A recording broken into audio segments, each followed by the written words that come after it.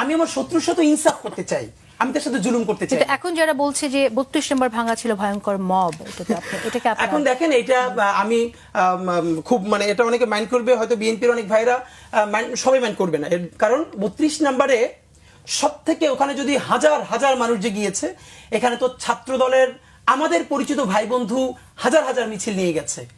জনতার মেয়র বিএনপির তরফে বলুক বা ইশরাক ভাই নিজে বলুক, তিনি এখানে ক্রেন পাঠাতে হেল্প করেছেন, ইভেন তিনি পোস্ট দিয়েছেন ক্রেন যেতে দেরি হচ্ছে কেন। মুশকিলটা কি জানেন, এইটা একটা আধা কাজটা, আমরা বিপ্লবটাও তো করতে পারি নাই, গণ অভ্যুত্থানের ফসলও ঘরে তুলতে পারি নাই। না ফলার পরে কি হয়েছে, এটা আমি একদম খুললাম খুলে বলে ফেলি, এতে আসলে ঝুঁকি থাকলে থাকুক।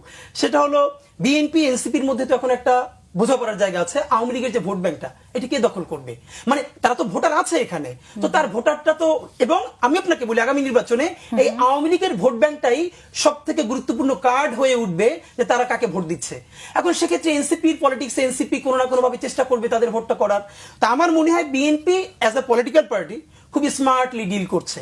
এখন আমি বিএনপির পার্ট না হয়ে যদি একজন জুলাই যোদ্ধা হই, তাহলে তো আমি আহত হব। এই যে ধরেন ফজলুর রহমান সাহেব, উনি যা বলছেন, ওনাকে বিএনপি শোকজও করছে না, ওনাকে বিএনপি কিছুই বলছে না, এবং উনি যা বলবার চেষ্টা করছেন ভয়াবহ ব্যাপার। এর মানে আওয়ামী লীগকে খুশি করার জন্য বিএনপির একটা তরফ থেকে বলা হয়েছে ফজলু সাহেব এটা বলবেন, রুমিন ফারহানা আপা আপনি 32 নিয়ে প্রচুর কান্নাকাটি করবেন, আর অন্য অন্য এটা নিয়ে বলবেন, এবং সবশেষে তারেক রহমান সাহেব অবশ্যই জুলাইয়ের পক্ষের মানুষ, তিনি থাকবেন, বলবেন এটা কি স্ট্যান্ডবাজি।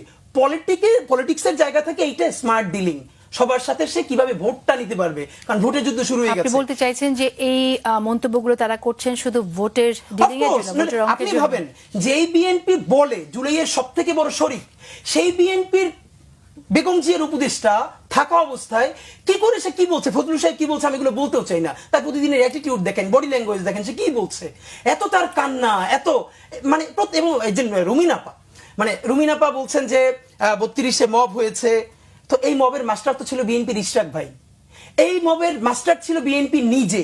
কারণ আপনি বলেন তো, এরকম যে জঘন্যতম আপা বলেছে না 24-48 ঘন্টা ধরে ভাঙা হয়েছে, বিএনপির একজনও ধরেন তারেক রহমান সাহেব অথবা বেগম জিয়ার তরফ থেকে কারো তরফ থেকে এটার বিরুদ্ধে বিবৃতি দেওয়া হয়েছে, মানে সরকারই শুধু 48 ঘন্টা বসে এটা অবজার্ভ করেছে, বিএনপি করে নাই। বিএনপি দেশের সব থেকে বড় রাজনৈতিক দল না, সে জুলাইয়ের অংশীদার না, কেন সেই বিবৃতি দেয় নাই?